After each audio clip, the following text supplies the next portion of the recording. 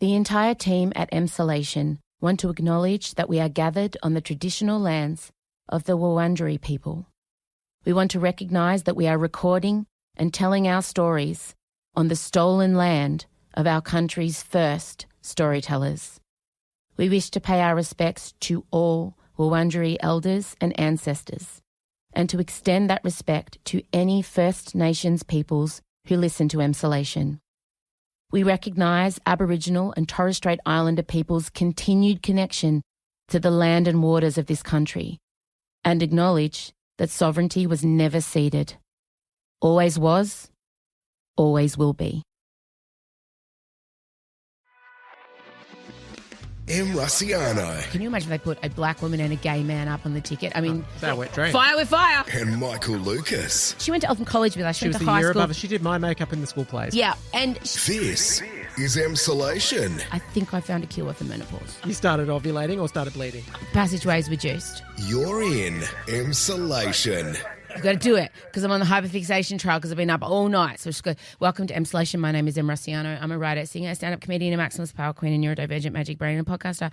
And together with my best friend since I was 11, award-winning screenwriter, Mr. Michael Lucas, I bring you this podcast every week. Right. I'm terrified. Look, obviously I'm coming off 3 shows in Queensland. We'll get to that. But there was an assassination attempt on Donald Trump. US politics is in even more chaos. The divide never more evident because usually when there's an assassination attempt, the country comes together and everyone's like, yeah, this is really terrible, but not this time. Like when Reagan was shot, Yes. everybody collectively was like, whoa. Yes. But this feels like it's just all hands on When deck. Reagan was shot, let's remember it was done to impress Jodie Foster. That's right. Yes. That's right. Yes, Hinckley. He was obsessed with Jodie Foster and he wanted to get her attention. That's right. They still have not and officially that uncovered. famous, when they were reeling him in, he said to the surgeon, Oh, I hope you're not a Democrat. And Bada that bang. was a defining He moment. knew how to deliver a one-liner. Trump now has that defining moment, that picture of him coming up, fists, fight, blood streaming down his face. Secret Service are trying to, the Secret Service have to make sure the shooter's gone, Yeah. neutralise the situation and remove the target, which is the former president. Trump is trying to find his shoes and... I was obsessed with that. Me too, of course. Should we just begin right there? Because why were his shoes off? Were they knocked off when he fell to the ground? He must have been wearing loafers. I would suggest a pair of Gucci loafers. Okay. Yes, because he's a label whore. Okay. And I reckon as he went down, his feet just came out of him. Yes. But he was really focused on getting his shoes. But And then he getting the also, shot. the animal instincts of that man, I know. and that is what Hillary Clinton has always said, that he has animal instincts, famously.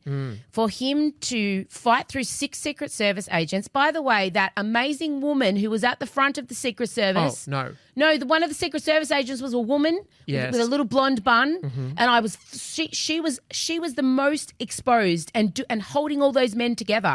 Incredible. I don't see many female Secret Service But agents then when like they that. loaded him in the car, there were several of them. Yeah, it was incredible. And But he still fought through them all, not knowing what really was happening or if there was a second shooter. Shooter No one could have really- been active. Anything could have been happening. And his instincts, his trained TV animal. Reality, decades of reality TV. Fight. Exactly. Wow. And that is the defining, when we look back on this, if the Dems don't come up with their own defining moment, which they can, they can. This is not the unicorn of death that I was imagining. But also, I mean, there were things that played in his favour. The flag. The flag. He couldn't have planned that. No. That's it. They love a flag, though. They do love a flag. Love a flag. But the other thing I want to know is they were in a kind of rural, semi-rural town Yes. with not many tall buildings. No. This How? shooter was able to get so close. It's such a mystery. And how the Secret Service got there was like 3 rooftops of where he was, I know. and they couldn't. The most It's obvious, and it was the weird. closest. It is Yeah. unbelievable. And apparently I heard that it took them a couple of goes to get him because the Secret Service had like long range They were things, expecting but he was further away. closer. Yes, I know. And the fact that people were on TikTok going, he's there on the roof, he's there on the roof. There's the other thing that's coming forward. They were trying to warn pre-shot. There's talk online that they were trying to let police and Secret Service know that there was a dodgy guy on the roof close to Trump. Yes. And they were being ignored. Yes. I mean, can I tell you, it's conspiracy theory Christmas out there. Were you on Twitter when it was happening? The amount of Reddit hard-ons, like I felt a collective wang salute from incels across the world. Oh, I know. Like when I put my finger, I felt the wetness on the keyboard. Oh, I know. I'd never heard the phrase blue anon until that day. Blue anon. Yes, which is like the left wing. Get it. But it was so intense. Like it just went straight there. Like there was people didn't take a breath. Oh, Elon was on the picture. 30 million likes within. Yeah. And Trump's stock in his Truth platform has gone through the roof. Like it is the upswing of this for him is immeasurable. And also the Democrats had to cancel a multi-million-dollar attack ad campaign. They can no longer call him a threat to democracy, which he is, because a threat to democracy means it's a peaceful discussion around politics and, you know, the person who gets the most quite reasonable to take out when violence is put into politics to influence results, then you lose your democracy. Lucky for them, the new vice presidential pick has called him that, so they can quote. Pin JD Vance. Okay, sorry. Even more terrifying. Trump has announced his VP pick. We are also headed into Republican, the National Convention has begun. Can you imagine Trump's entrance at that? Well, he's already come out, hasn't he hasn't given the speech yet. No. But he's apparently rewritten the speech. Okay, yes. It's going to define. He said he was toning it down to make it more like bringing the country together, really? Well, he has been toning it down. It's other animal instinct in him. He has shut up. He's been surprisingly quiet post. I mean, he played golf the next day. I saw that. From his glass injury. Yeah, from his. So tell me, okay, I got to calm down. Calm down. Calm down. You corral me. Go. So ask me everything. I've read all night. I was up till 3. Everyone is saying it's the defining moment, and now the election is lost. I have to say I don't agree with that. Do you know what the defining Biden? Okay, breathe. Okay, do you want my take, and then you can disagree? Dems. Okay, I just know what they need to do. Okay, well, my take is that yes, it gives him a boost. But I just feel like this is like one of those logs on the fire that makes whatever you were feeling beforehand fires up even more. Well, you don't think so? Mm-mm. And also, I don't think, like everyone was always saying we have to tone it down, we have to, like, this is going to change everything. I feel like already today with JD Vance, already we're back to Trump's Hitler. So I'm not quite sure that this is going to have the extended effect for all of the time until the I think election. You're looking at this as someone who consumes a news cycle properly, like we do. Like it changes, it's rapidly refreshing, right? But remember, we're at the forefront of consuming a news cycle. The ripple effect of this is going to hit all his core, all the people who are undecided, people who have never showed up before. This is going to be a slow hit out. We're behind him now. Yeah. They're just going to see one image. Correct. And the Dems, the only pushback they have is creating their own defining moment, their own history-making moment, and that is Biden being replaced. 100%. I agree because now it has to happen, and it's in the works because Clooney released a letter, George Clooney, saying Biden must step down. Yes. And Obama has not distanced himself from it. No, Pelosi has also said refusing to enter into discussions.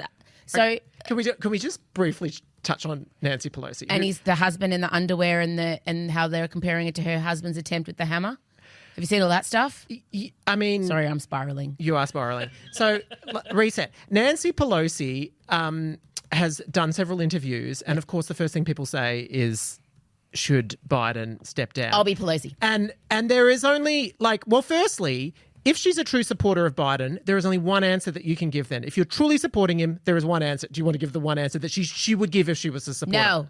Yeah. I support President Biden. 100%. 100%. He has my support. He is the best candidate for this election. Instead, what she has gone with. Well, it's really up to him. Who can say it's his decision? It's a tough decision, but, only he can make it. Which is... What? He has literally made his decision and reiterated it several single day. Many times. In fact, on the times. day she gave that interview, he'd done like a 2-page letter Only saying, God. this is my... Yes. Only God himself. Yeah, Nancy. But that's intriguing. He's made that decision. So is this a coded Yes. Italian grandmother way of saying... Yes. I think you've jumped to that decision a little early. I'm going to give you more time. Yes. And her also saying, and I know that you know, and I'm going to wait till you know, but I know. That's just her way of like, but it's in the works. It is absolutely in the works. They can't do it immediately because it looks too reactionary to what's going on. Okay, yes. But they're looking for their own. We're still in the whole president needs to be there to calm the nation down and all that sort of stuff vibe. So they had to put a pin on it for a few days.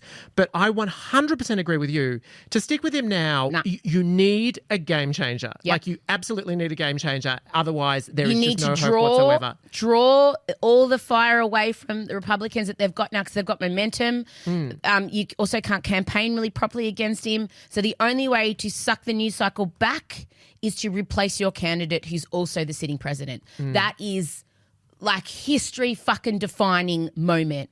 And it's a line in the sand. It has to be Kamala. There's no other option. Oh, okay. It has to be Kamala. The Obamas have to be standing behind her. This has to be a full either or. There's no centrist left. So you do not think that they should open up the convention? No? Okay, why? No, because it looks too indecisive. They can't go in with a whole freshie, someone who's never governed, because the fact of the matter is the two people duking it out now are former presidents. We've seen them both as presidents, right? So they're easy to imagine in the office. Kamala's been around. You can imagine her being president. You put in a newie, you put in somebody that people don't really know. It's a whole getting to know you. It's just people get lazy around voting, and when they feel uneasy and when you feel scared and nervous, you always revert back to something familiar. And even if that familiar person is Trump, and if you're unsure and you didn't like Biden and there's a whole new person to get to know and you're feeling scared, you're going to go with Trump. Right. You just will. But do you think that if you're feeling scared, you could be persuaded to go with Kamala? I do, if they do it smart. And I think which we'll get to, she's going to be debating soon, and that's where she's strong. And I genuinely think the Democratic convention, they're going to announce it. That's the only way they can win this news cycle back or win the attention back is by replacing Joe with Kamala and announcing it at the convention. And if I'm fucking right, send me my flowers. Are you concerned? I mean, historically, Kamala has never been that popular since she's been in office. She's been stuck in the 30s. Now's her chance. But do you think, because I always feel like, also, she has not yet had the full force of Trump shit-talking her and all of that sort of stuff, and the judgment... He can't. Like Roxanne Gay, for example... She is uncertain. Like she went on the 7:30 report the other night and she was saying, look, it's all very easy to say, let's get rid of Biden, but we are all living with the memory of what happened when a very establishment white woman went against him and went down. And now you're saying you're going to put a woman of color. And for those of us, we're thinking we do not see an America that's going to vote for this. And her. That's why the VP pick is crucial. And who's that?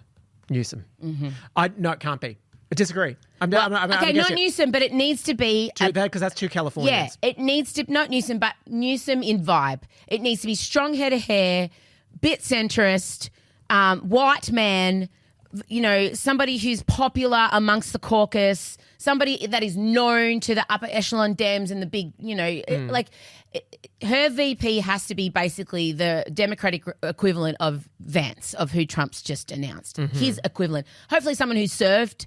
Somebody who can grab, those people that are... Pete Buttigieg is served. Pete Buttigieg. Can you imagine if they put a black woman and a gay man up on the ticket? I mean... It's our wet dream. Fire with fire. Yeah. Let's do it. I mean, if you could really honestly put the inverse polar opposite on the other ticket, if we're talking about America is divided, imagine America is divided. I think the problem with Buttigieg, though, is both of them are kind of in the current administration, and I feel like that doesn't work for them.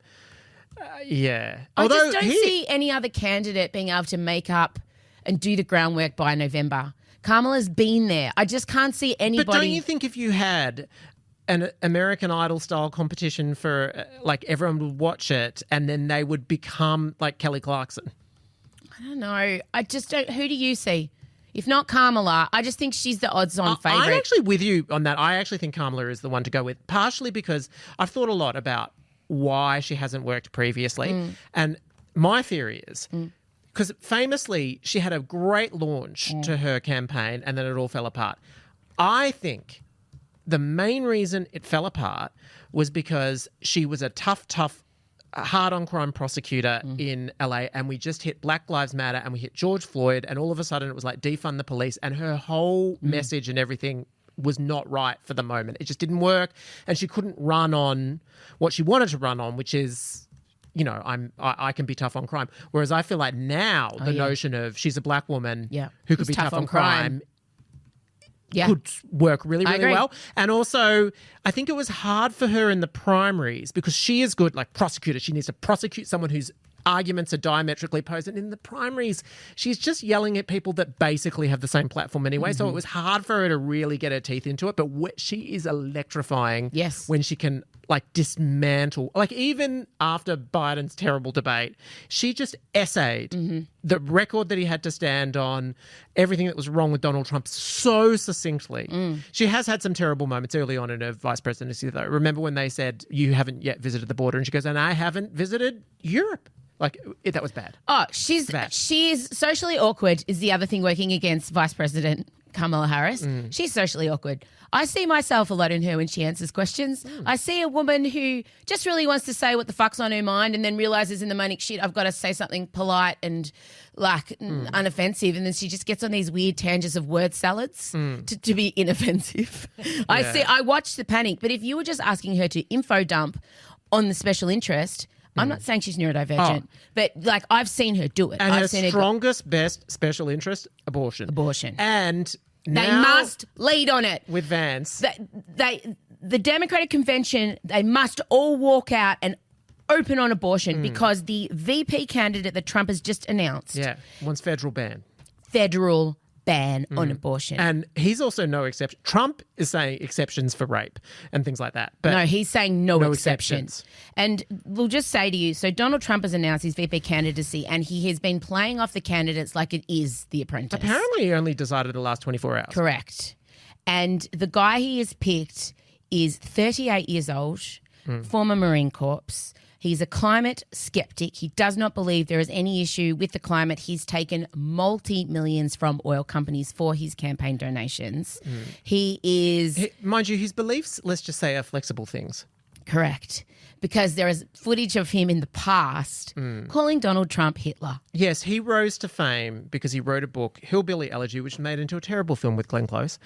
And Amy Adams. Yes, and at the time, it was beloved by progressives. I was going to say, the book was very much celebrated. It was, because the people felt like it explained, people were just so bamboozled by Trump's rise, and this book sort of explained it.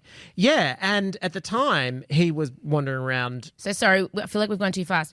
The vice presidential candidate that we're talking about that Trump has announced, this is a book he wrote that got turned into a movie that we're talking about. Yeah, that's right. Yeah. And at the time, he was seen as like vaguely a progressive force and was wandering around saying Trump could be like Hitler. And Trump is sort of like a drug addiction of America. And he got a lot of attention. But then he quickly backflipped and now has taken a lot of positions that are identical to Trump. Although there's a few outliers where they're really not on the same page about abortion is one. The other one is he's all about let's tax the corporations, which, put it mildly, that's not what Trump's saying. Trump's saying, let him go. I don't know how they'll resolve that, but the one thing that you know about JD Vance is he'll just dispense with all what I think he needs to dispense with. Absolutely. I feel like... But he's young, he's strong, he's got good hair. And also... And a strong beard. He does. You know what I think about all of that? I know what you think about all of that. Also, legit, he did come from borderline poverty. Correct. And has risen up. Correct. And they're always like... One of the problems with Trump is that he's meant to be the working person's thing, but he was born with a silver spoon in his mouth, quite literally. He's born with a gold toilet. It's the smartest pick. Yeah. And it retains the core. And they're both outsiders. Yes. So it's kind of like we will take revenge on the swamp. It solidifies all his white male voters. He could not have put a woman in. He could not have put a person of colour in because he would have pissed off the base. And the base is huge and he wants to keep them in check. So there was no other choice but Vance. And I knew he was going to pick Vance. Melania allegedly told him she didn't think it was a good idea in the lead up to it. Melania finally made a statement. Do we know where Melania was? Was she in Ohio? She was spotted. Melania, my prediction is she will come out when Trump does his speech. No. You don't think so? The daughters. No. Nah, the sons and daughters. All right, my prediction is he'll get the whole family. I don't think he would have unless he'd been shot, but now that he's been shot. No, the whole family, but not Melania. Not Melania. What's in it for her? Why would she do it? She has been nowhere. She hasn't even put a statement out about. She has. The shooting. Oh, yes, it was dramatic and What? florid. Oh, I haven't yes. seen She it. I missed broke it. her How did I miss it silence. last night? It's because she's a woman that incels Oh. weren't posting about it. Is that what? how I missed it? I was on incel Reddit last night. It's fascinating in there. You know, they were all saying the big incel thing now is, and I kept reading it, you Democrat fuckwits were an inch away from civil war. An inch. It's like they've all got together and decided, you know how Lady Gaga says if there's 100 people in the room, you need one person to believe in you? I do know that. And She what says was it a who lot. else did we say had this trotting out the same line last week? Over and over again?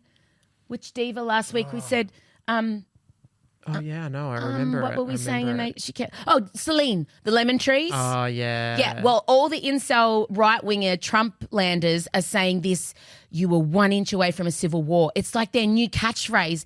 And they're saying that the Democrats, if he had turned his head 1 inch back the other way, the Democrats wanted to assassinate him, What do and you you were think 1 would inch have away happened? from us going to civil war.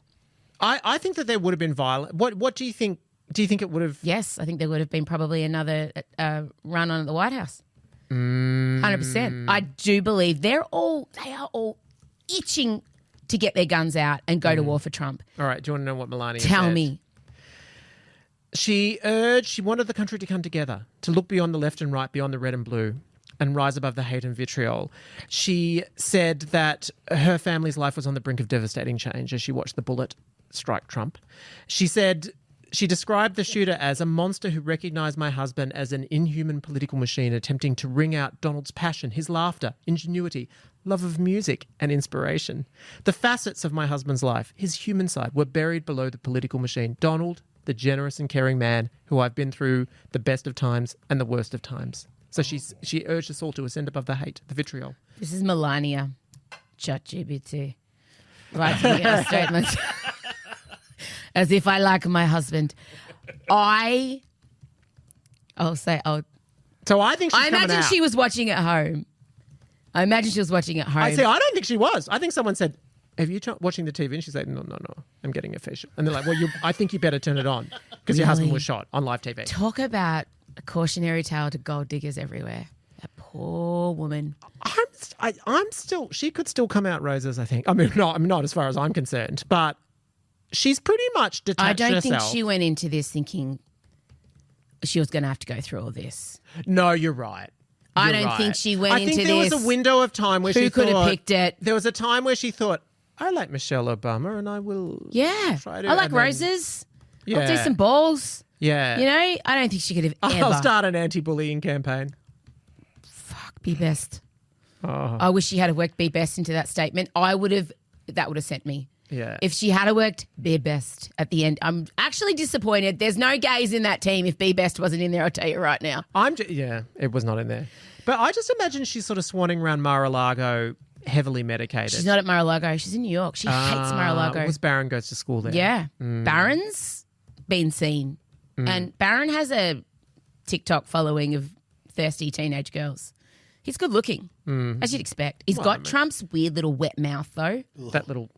Yeah. So, look, who can say what's to happen? We've covered every facet. I think I got everything out I wanted to say. It's just an absolute shit show. And as we you haven't said, it's quite... I terrifying. do feel like Go. the one thing that we have not appropriately discussed is, okay... I mean, there's been 800 news cycles since the last time we did it. I feel like we've had a month off, but we haven't. George Clooney's letter. Okay. Wow. So, Did old mate ghostwrite it and he signed it?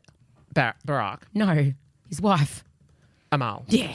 Okay. So Amal would have one like, of the complicating factors was that, of course, Clooney is a huge Democrat do a supporter. radio reset on the letter. Yes. A week ago, before the world changed for the 800th time this year, he released an opinion piece, a letter to the New York Times saying, I love Joe Biden, but for the good of the country and the party and everyone, he needs to step down. And then most damningly, he said, I was at a fundraiser for him not 3 weeks ago and he has changed. And they're telling you, oh, it was a bad night at the debate. Well, he was the same at the fundraiser. And that fundraiser was predominantly hosted by him and Barack Obama and Julia Roberts. Total silence from both Correct. President Obama and Pretty Woman. Well, it's damning that Julia's not come forward, but Barack Obama not distancing himself from that is the telltale sign. And the worst That's thing how about I knew. Julia should just... Big mistake. Huge. That is exactly right. She has the class. She's got the meme right there. Here's what I would say. She can use it however she wants. She could say it to George or she could say it to Biden. Biden, your 2024 electoral campaign, big mistake, huge. Yeah, bang. Oh. Why aren't we there telling people what to do? Oh, I don't know. So, But yeah, he's done the letter. He did the letter. And what... it was startling at the time. But also, when I saw it, my first instinct was, who asked you, George? That was my first instinct. Well, I think what was damning about it... Yeah, good point. Like, why do we care what George Clooney thinks? Yes, but I feel like... I would have cared more if his wife had have written it. Yes, but the devastating thing was that he is someone who had spent recent time with Obama and was able to say... I think that was what So I've made got to it... stop saying his wife, Amal. Yes. Clooney. And then, of course, people have identified that that's a factor in this because Amal, of course, was part of the International Criminal Court that has pressed charges against Benjamin Netanyahu, Israeli leader, and which was in defiance of what the Biden administration wanted. And then the Biden administration came out hard against it. And apparently Clooney rang Biden, not happy about that. So they weren't on fantastically solid ground, although I'm sure Clooney would say that's irrelevant to this. I'm just purely speaking. I mean, I agree with Clooney. 100%. I agree with Clooney too. 100%. Everybody does. But what's telling about it is, of course, I feel like if I was Clooney in that position, you're not going to put that out without running it by Barack Obama. I mean, your friendship with Obama is probably pretty important to you. Yes, I agree. No. All of this, when I saw that for me was like, he's done. He's done. And now they've just got to figure out how it's going to happen. And I just don't even know how to say what I'm going to say. And I'm just going to say it, and I'm not going to make any accusations. I went through with my father-in-law Parkinson's, late-stage Parkinson's. I know what it looks like. Also, two of my other grandparents have the same thing. And Joe very much has characteristics of all my grandparents. And nurses and doctors, the way that he can't move his hands, it's just eerily it's a very distinct thing. And all of my grandparents and Graham, they're all in their 80s, exactly the same scenario as Joe. And also, Parkinson's is brain degeneration, and my father didn't have Parkinson's, but he had similar things because he had a brain degenerative condition. So we're talking about, if not necessarily Parkinson's, then basically age-related brain degeneration. Correct. And that this is not a criticism or an accusation, but the idea of somebody with that going on also trying to run the free world, it's just, I can't reconcile it. And the fact that there are still people sitting around trying to entertain that, I don't understand how people, this is an emergency. We are in an emergency situation and I feel like it's happening. I cannot see a world in which Biden is there in November. And I've been saying this from the start, he's not going to run. And I've been saying this for years and years and years. And I've never been more sure in my life that he will not be the candidate. Now it's just, how do they do it? And part of why it feels like such an emergency is, Trump, 2025, Project 2025. Project 2025, I read it, not all of it. That is a lot of the think tanks and wealthy backers of Trump's re-election campaign. They've all come together, all these different creepy, cashed-up right-wing groups, and they basically put together a manifesto. And the manifesto, Biden's team has appropriately, absolutely lashed on this because it is terrifying. No, it's bad. It feels, this will sound like I'm exaggerating to say that it feels like the Handmaid's Tale. It is. But that is what it feels like. And Trump has sort of said, I don't know anything about it. I've got nothing to do with that bullshit. There are huge groups currently pushing, groups who support LGBTQI youth, abortion rights, trans rights. They are now encouraging every single member of their groups to get passports in order, to make sure they have a plan to go somewhere safe, to be able to leave the country, because if Project 2025 genuinely comes to fruition, if you are not a straight, white, non-disabled male in America, your liberties, your actual human rights are under threat. And this is not dramatic, because when you read it and the stuff around, especially around gender-affirming care for trans kids and abortion. It's a wish list of everything that they want. Jesus But it Christ. not only is a policy platform, it's also a methodology. And I think it's probably easy, like you can feel it's probably easy for people to say, oh, look, we had 4 years of Trump before, like we're just going to have to grit our teeth and do it again.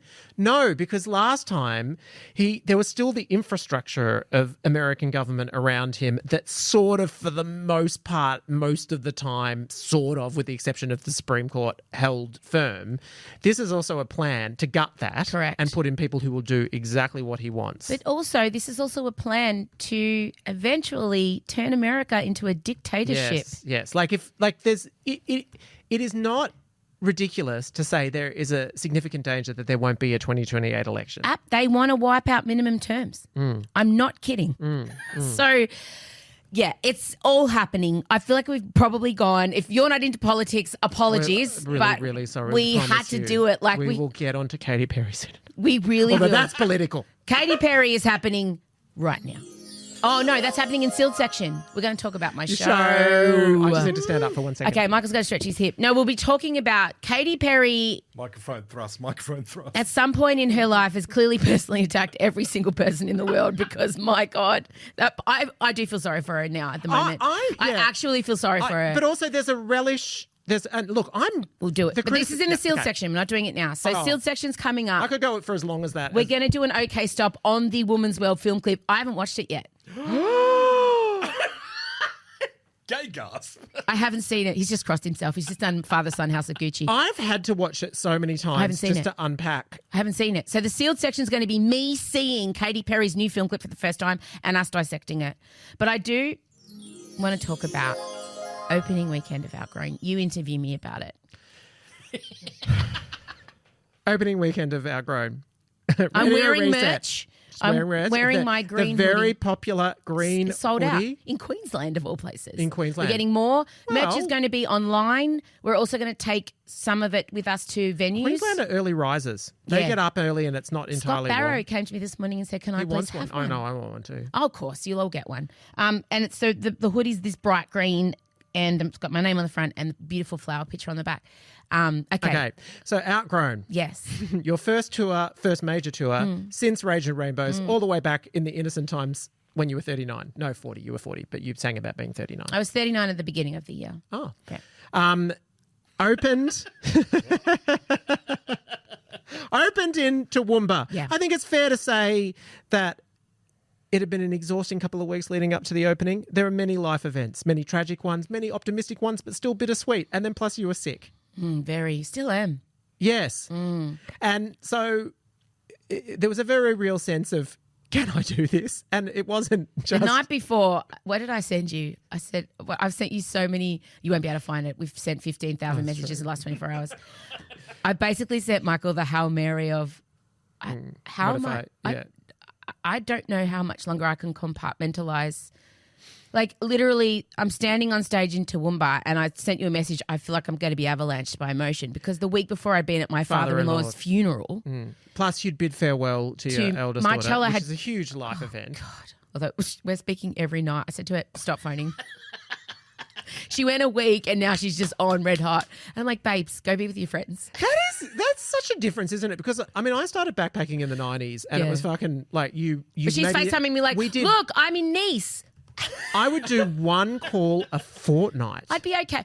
I was okay. Like, we went 3 days and I just said, can you send me a little I'm alive message? That's all I need to know. And she's like, oh, you're so cool. We've just been on the train. I'll call you soon. I'm like, no, you don't have to call. But now we're just video calling now because we have so much to talk about. But yeah, so there was a lot going on. So I genuinely rolled into Toowoomba like I didn't know if I was mentally up to the task of performing a show that is now it's an hour and 47. It's a complicated show. Gang, it's an hour and 47. It's meant to be 70 minutes. We can't cut it down too bad. Also, you appeared to have a lot of trouble remembering. Cannot remember the script. I was at the run through, which was 11 days in advance. Yeah. So I wasn't overly worried, but it is true that you couldn't get through one song without singing the lyrics properly. Yeah. And to be fair, you can get prompts, but not so much when you're singing the song. No. I can remember. I was fine. I remembered every song lyric. Yeah. Red Light Performer. Red Light Performer. So, yes, we opened in Toowoomba. And you had some concern about, when we left off, you had said that there would be the black curtain of shame. Curtain of shame was there, but it looked very full once the curtain of shame was across. Yeah. And the crowd were beautiful. They were so enthusiastic and fantastic and knew it was my opening night and knew what I'd been through in the 2 weeks leading up. And from 3 minutes in, I knew the show Was working. was a hit. So what is it like to step on set? Like, do you get flood? Is it just you feeling adrenaline? No. Or is there a moment of relief? Total. Okay. So I have the anxiety leaves me once I stand on stage and the crowd responds. I can't explain it. It's the only time in my life I have no internal monologue. I have no anxiety. I have no dread, fear, worry. I'm completely on track, in flow, in the moment. And It's like you're injected with something. yeah, it's like I feel free and just it's silence in my head, utter silence. And that is rare for me. And I just feel like if I believed in God, Osher Ginsberg talks about that. He says when that red light is glowing, Yeah. it's the only time his mind stops. same. And if I believed in God, I would say I'm doing exactly what I was born to do. I feel like that when I'm on a really tight deadline to write a TV script. And You're amazing. You're a machine. I've seen you. and they're often the best ones. But sometimes you've said that on the actual afternoon leading up, the calm, do you get a little bit calmer in the lead up? Or in this instance, was that the case? And my team know this now, but initially they would get worried. I go very quiet. I go Like very you've been quiet. sedated. Yeah, I go really quiet. I can't speak. I feel sleepy before I go out on stage. I shut the door. Doing my own makeup has been a revelation. Tina Turner did that. Did you know that? Beyonce does her own makeup too, and Kylie. Really? And they say it's meditation. Yeah, it is. What? Okay, so and it's 'cause also I'm it's a alone time, I guess. Quiet I'm by time. myself. You don't It's- have to chat. I'm being creative. I'm also following like a method. So I'm really calming myself down. And I've never done that for shows before, but I don't think I'll ever go back. And so in this instance, The beautiful Julia Green, who we went to high school with, designed it. She is She the is pinnacle of Australian makeup artists. And I didn't know this. I didn't realise how famous of a makeup artist she was because I'm not in those circles really. In that the makeup world have their own, hierarchy. She went to Eltham College with us. she was went the to high year school. above us. She did my makeup in the school plays. Yeah, and she was somebody who was very kind to me, who I adored, who I looked up to, who was very cool. She was hung out with the cool kids. She was arty, and she was just a kind person that I have very fond memories of. And then we crossed paths again all these years later during a stellar photo shoot. And it was like no time had passed. It was amazing. We were talking about high school, we were talking about everything. And then I just said to her, my tour's coming up and would you like to design the makeup? And I didn't know how big deal she was. And she's like, If you've seen an amazing picture of Asher Ketty or even Anna and then Torch, people she's are like, how did you get Julia Green? My God, that's so great. She normally does She doesn't do this stuff. Yeah, fashion shoots. Editorial. Yes. The really, if you were shooting a cover shoot. Vogue. Yeah, then that's who you get. She's amazing. But she would love that it's loved more- it. Exactly. Correct. Because I wasn't asking for earthy, natural tones. Yes. I wasn't trying to look. I basically said design me drag makeup with Poison Ivy, Uma Thurman in mind, So she did that. And she then went and bought all the makeup, sorted it all for me, delivered it to me, drew a beautiful chart, is checking in on me.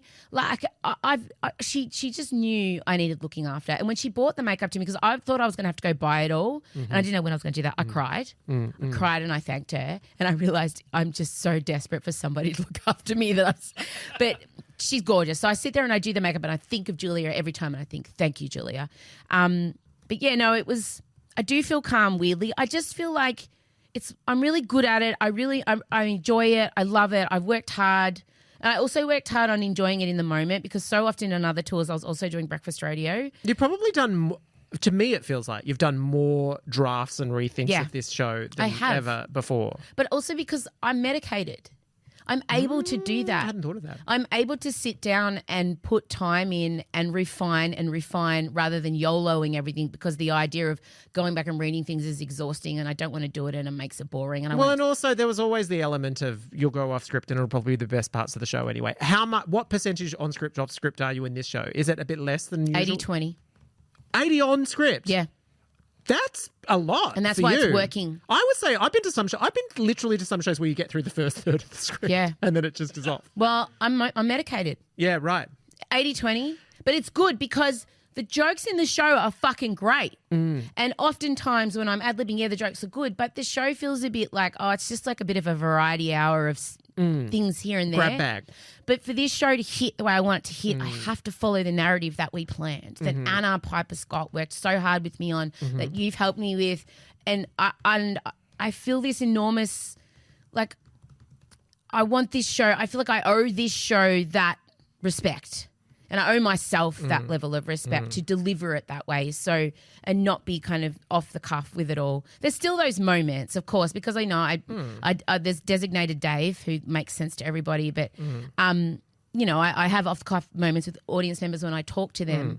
But otherwise, yeah. And this show is working, and the response has been mind blowing. The response is exactly what I want. Can I also say what I love about the response? It's obviously been incredibly effusive and exactly what you want. Also, I really respect how much people aren't giving away the big... Like, there are big visual gags. Don't you love it?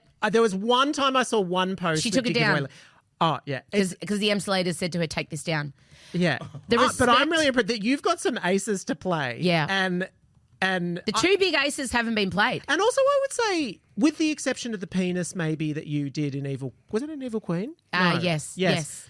Like this one probably has some bigger, purely visual gags than usual. And and for someone, and there's a lot of posting, but they're not doing that. The I'm respect. so impressed. The respect. I love Respect. my audience is incredible, and the people coming to the shows are incredible. So many people are coming on their own and making friends straight away, and I love the community. I'm seeing so many husbands. I'm seeing so many young boys in the crowd. Mothers coming with their 13, 14, 15-year-old neurodivergent children. Well, and also, of course, it's the first show since, like, now, of course, you're very well established in the ND community, and that's a huge part of it. And so you feel that difference as well? Yeah, I do. And there was a moment on the Gold Coast where something didn't happen. The confetti. I think you can say that. Yeah, I have a whole moment where this beautiful floral confetti They are posting that, which is not a spoiler. falls from the roof, and it didn't go off on the Gold Coast. Yeah. And I sat on stage and I realised it wasn't happening, and my whole body went into autistic meltdown. All right. And I had Lucy in my ear monitor saying, it's okay, I don't know what's happened, just keep going, it's all right, we'll fix it. Like, she knew, she could see. And 2 years ago, I would have gone on with the show and just burnt about it later. Yeah. But in that moment, I chose to ignore Lucy, which I never do, and honoured myself and said, I have a choice now, everybody. Yeah, I have a choice. I can push on with the show or let you know there was meant to be this beautiful floral confetti that cost me $2,000 a show to do. And it means a lot to me. It's a moment in the show that allows me to reset, and I don't know how I'm going to push on it, and I just want to start the show again, and I'm autistic, and when something I think is going to happen doesn't happen, it just sends me into a tailspin, and I'm on stage in front of all of you, and if you want your money back, I understand. I started crying on stage, and the audience was so amazing because it was a room full of people that got it. When they in their mind think something's going to happen and it doesn't go to plan, they understand that 10 out of 10 tailspin. So it was fine, and I got through it, and in the end, I made Zeke, he fixed it on the stage, what a hero, and we had the moment, and it was actually... Did you redo the song? No. No, you just did that. Okay.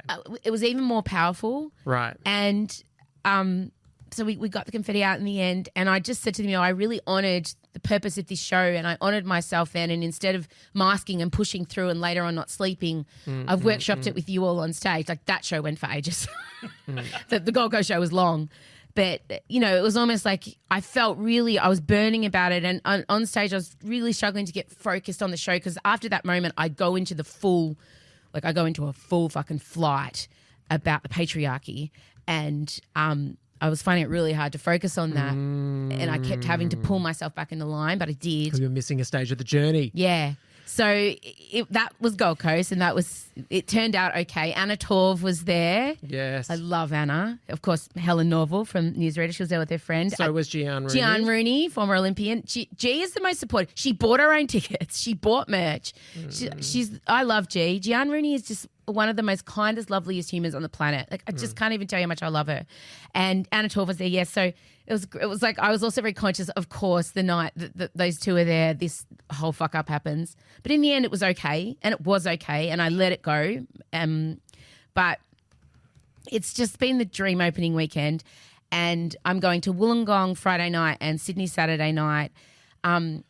and there's still a few tickets left up the back. And what I want to say to everybody is when I tell people that there are tickets back on sale, that the producer holds go up and there are tickets right near the front, when they go back online, they get snapped up straight away. I just want to say to people, if you're holding off on coming to see my show because the tickets you feel are too far away, don't rip yourself off this experience, because the show is part of the experience, but the community around you is the other part of the experience. Yes. And being a part of the atmosphere and being a part of the experience, it doesn't matter where you're sitting. It genuinely doesn't. So if you're somebody that's not coming because you're annoyed with not being able to get the ticket you want, that doesn't support me. It doesn't help you. You miss out on an amazing night. It just doesn't. There's no bad seat. No bad seat. I get really cross because those Sydney front seat tickets are gone straight away. And I'm like, oh, so there was 50 people standing by, but there's 50 seats up the back and they're $50. I've made sure they're affordable tickets. The seats up the back at Sydney are $49.95. And also, there's an element of spectacle to this. You can appreciate it from a distance. Absolutely. So if you want to see me in Melbourne, I'm sold out. There are now 35 tickets left to Ballarat. Not that far to drive. No, it's really not. So if you want to see me, you can still come to the Ballarat show. But I am putting the call out. I would love to sell out Anita's in Thirroul, Wollongong, and the Anmore is so close. I would love to have a sold out show in Sydney as well. So you've still got another month of this tour essentially? More, 2 months. I don't finish till the start of September. August 30 is the last show. Is it like, now that you're like, you love the show, Yeah. I presume you're refining it every single time? I am refining. Do you at least get a period of life where you're like, you wake up and you're kind of like, I'm in the middle of this tour. Yes. It's like a great time of life. I'm there. You're buzzy and excited. Yeah, and, if I that's wasn't good. so sick, like I'm really looking forward to this weekend. I miss not doing the show. Can I also ask, am I crazy? Like, so it feels like you're doing the Taylor Swift thing of like weekends, you're Yes. hitting it in all these different places. Is that what you've always done? I haven't done this many shows in my life. Yeah, right. And normally I'll... Yes, because that's the thing. I always imagine it Yeah. being smaller and more contained Yeah. and intense. And somewhere gets midweek shows. Because, Yeah. So we usually spread it out more, but I just said, no, we're doing regionals. I need as many people to see this show as possible. I believe in it. And my big fear, and Scott's like, he said to me, you're really like, what's wrong? And I said, I'm afraid this show is going to go unnoticed. I'm afraid that like people aren't going to get to see it because they think it's something it's not, or they don't realize how good it is and how like so many people are saying it's changing shit for them and it's changing their relationships with their families and their partners and their kids. The conversations between kids and parents has been like, I've just cried reading some of the comments saying my ND child opened up to me for the first time in the car ride home and said, you know, when Em said that about special interest topics, or when Em said that about food, like it made me realise it's okay that I only eat one type of food. You know, just stuff like that is happening. Yes. So there's a sense of if this one didn't land, I would have to just rethink all my instincts and just think, what am I doing? That's right. Yes, but it has. And you've still got But I want your biggest houses to come. I know, but I want every ticket done, and then I'll be honest with you, Emsolators, we cannot get a production company to buy it. I'm struggling to even get people there. Amazon are getting back to us. Stan are getting back to us. Netflix has said no. Paramount Plus have said no. Like we're struggling. So ultimately, we may have to do it, and I may be coming to you all to contribute to getting it made. I don't know what's going to happen, but I want to tour the fuck out of this thing. I want to take it to England. I want to take it to New Zealand. I want to take it to Edinburgh. So for that to happen, I need word of mouth. I need Queenslanders, if you saw the show and you loved it, tell everybody, post about it. I want this thing. I feel a sense of urgency about it being as big as it can be because now I know it works. Yes. Yeah. And it's not just another tour. How long have we been going for? 48 minutes. I feel like we need to Half an apologise. hour of that was on Trump. That's okay. Fair. That's okay. We are about pop princesses, politics, and penises.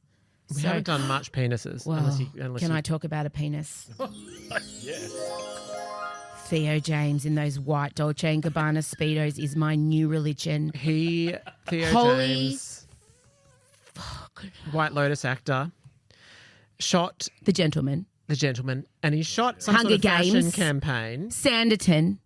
Yes. He's from every... He's the definition of the kind of sexiness most gets triggered by, shall we say, triggered in a deeply sexual way. Like 80s Magnum PI, Tom Selleck, sex face, slightly effeminate eyebrows, strong jaw, big lips, hair. Olive skin. Oh God, this is and not too muscular. I don't like I like it just they're keeping it tight. They're fit. Yeah. But it's not Takes care of himself but isn't obsessed with it. ridiculous. No. Oh my God, I'm He did a beside- fashion. What was it? A fashion shoot? Yeah, so for Dolce & Gabbana, which we're going to have to try and overlook, extremely probo, but two things can be true at once. And it feels like every paparazzi in the world He was in Milan on for hand. something, and he was shooting. He's apparently a happily married man, but a lot of it involved him pashing some sort of model. In a boat, and they were both in white. Basically tidy whities. That's what it looked like. No, basically were. Yeah. And when I tell you, can I tell you, I dropped that phone. I've never zoomed. I want to get a T-shirt with it on. I want to make it my save screen. And it's not even particularly like, I don't know, there's just something about his face, the whole thing. There's just something like, it's the sexiest. Oh my God. I cannot, and I said this joke on stage on the weekend, I think I found a cure for menopause. You started ovulating or started bleeding? The passageways reduced. The joke that's killing the most is the one I wrote last, and I'll tell you, you'll know it. But I'm not going to say. But the joke that kills the most, that people have to recover from, is one I wrote by myself, and it won't surprise you. Let me see if I can. Let me see if you can guess it with code. Don't say it. It's what word can I use? Tina Sparkles. The Tina Sparkles joke. Oh, it's killing. It's fucking killing. Prep for an event. Yeah. Yeah. And I'm so proud of that joke. That was and it's going to keep delivering. Yeah. And as Anna, because Anna, I've always got this weird chip on my shoulder about being a comedian and stuff. And one of the things she who shall not be named accused me of was not writing my own shows or not writing my own stuff. The one who also said I wasn't autistic. And I'm really you can attest to the fact I write my own jokes on my own shows, right? I'm physically present. You see it. And or sometimes they just come out your mouth. Yeah, and I've got chip on my shoulder about that. And that one came out your mouth. And that came out in the tech run. And Anna Piper Scott said to me, and she is a really respected comedian. She said, "You are an amazing joke writer, but my joke writing skills come either off the cuff or I'm really good. Somebody will just say something obscure, and then I need that platform to bounce off." Yes. And they come out sort of fully formed like hairballs. Yeah. And she said, so Anna can just say, what about something like this or what about this line? And then my skill And you often give variants. Correct. Yeah. And so she said, you are a comedian. You're an amazing joke writer. And to have that from her meant a lot. Because I think a lot of people assume I don't write my shit. When I say people, I mean other comics. And Lizzie, who has bought her own ticket for my Melbourne show, which is so divine. And the fact Not even I've done that. She's the first comic who has done that, who has bought a ticket for themselves and they're coming just to see me as a fellow. Do you remember the times when I would do group bookings in Melbourne show because you needed the ticket sales? I needed the ticket sales. I know. Why am I so emotional? Come so far. Don't even know. Making all of us emotional. I know. I'm sitting here with tears welling. Anyway, Outgrown is just life-changing and amazing. Theo's dick and speedos is just life-changing and amazing. And we've done... Can we also give reference to Andrew Scott and Jonathan Bailey carrying Kylie Minogue on stage? I was so happy to see it. It was such joy. We all bow beneath Padum. We do. We are under the law of Padum. Please do a radio reset. Radio reset. Okay, Kylie Minogue returned to London to play in Hyde Park. And my friend Felicity Ward went, another comedian. Yeah. And she said it was spiritual, emotional. Because It she looked did amazing. Better the Devil You Know. She did everything. She did. It was a great... Locomotion. Yeah. This says to me, she's gearing up. Oh, We're getting a tour announced. 100%. Of course she And is. we will She'd be be mad there. not to. She'd be mad And not you to. better fucking pull your strings to get us right up the front. No, I can. I just realised I know. Don't worry. We'll be Okay. front row. I know her PR. He's my PR. I also, the thing that I love He about flew to Vegas and got a jacket. this Kylie era, her joy at being the belle of the ball again. She gives me hope. Oh my God. And it's just everywhere. If she's not on stage with Madonna and if it's one thing after another, another, she's at the Met Ball. And then just when you thought she's played every joyful thing, Mate. she was carried to stage by Andrew Scott and Jonathan Bailey, two incredible British out gay actors who we're both mutually obsessed with. I would say they are a number 1 and 2, except for Theo James, which is a different thing. Different. But what's so joyous about it is they are like the first generation of proudly out gay actors, and then of course, what's the silver lining if you do that? That you get to carry Kylie Minogue to stage, and the three of them looked so happy, so happy, so happy. I was so happy for that moment. And I'm just fucking mate. Good for her. Also, have you Kylie. watched the concert? Yeah. Because I know she's not a singer, but she did confide in me, and she's committing to those big high notes and sustaining them for ages. No, Kylie is somebody who does the work. Kylie would have a vocal coach. She would have an extensive warm-up. Her backing vocalist also, I know they do a lot of warm-up work with her. No, Kylie has done the work. And she's trained. Kylie's a trained singer. If you're not a trained singer, she did night after night in Vegas. Yeah. If you haven't trained your voice, like I'm not a trained singer, and listen to my voice. Sure, I can sing, but I don't have longevity. She fucking does. Also, she's not doing... Also, she has no estrogen in her body, I assume, considering her age, and her voice has not gotten lower. No, it's amazing. She also, she's not doing like that Dua Lipa thing or Madonna thing of singing to her own backing track. It's like she genuinely... she has some does tracks. No, she has at times, yeah. but in that Hyde Park thing, I don't think she did. Oh, no, some of the songs are tracked. In just that you sing to yourself. She was singing live. Yeah. But I thought they were backup singers because they didn't sound like her in that way. Kylie's voice is famously, like, they'll lay her voice 4 or 5 times on top of each other on tracks to give it the depth it needs. She's a little person. She's got a little instrument. But I'm so happy for her. It's weird. I'm happy for Andrew Scott and Jonathan Bailey. She's having a total resurgence. I mean, not that she ever went away. She was so consistent, but it's just she's gone up to another level. We had assumed that post the 2000s. I'm seeing, and I'm going to call it now. She's going to do fucking arenas. No, she'll headline Glastonbury. She did that. No, Coachella. We're going to get a headline Coachella from Kylie. I think so. I don't think she'd be the headliner. I don't think she's that big in America. She'll be second rung. Anyway. The gays will sustain. All right, we're heading now, speaking of the gays will sustain, we're heading now into... The gays have their standards and limits. And Michael has to stand up and stretch his hip. Yeah, I do. Sealed section's happening now. We are going to dissect Katy Perry's new film clip, which I have not put my eyeballs Unbelievable. on. Woman's World. Yeah. We're going to talk about that. We're going to talk about the absolute stacks on that has occurred on this poor woman. Which I'm troubled by on some levels. I am. Yep. Okay. All right, gang. Bye. To enjoy today's sealed section of Emsolation, upgrade your experience and join the Extra family with our premium service, Emsolation Extra.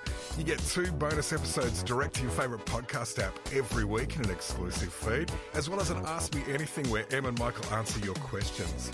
There's over 70 other episodes awaiting you already, plus you'll also get Instagram close friends access, ticket pre-sales, merch discounts, and heaps more. Help Em keep this independent neurodivergent business alive by supporting us for less than $2 a week on our yearly plan or less than $2.50 a week on our monthly plan.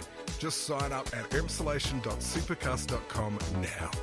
Emsolation is recorded at Down the Hill Studios, hosted by Em Rossiano with Michael Lucas. Executive produced by Benjamin Wasley, produced by Em Rossiano. Edited by Ezekiel Fenn and videos by James Henderson. Socials by Benjamin Wasley, Em Rossiano and Marcella Rossiano Barrow, with assistance from Jem Evans and Isabella Hines.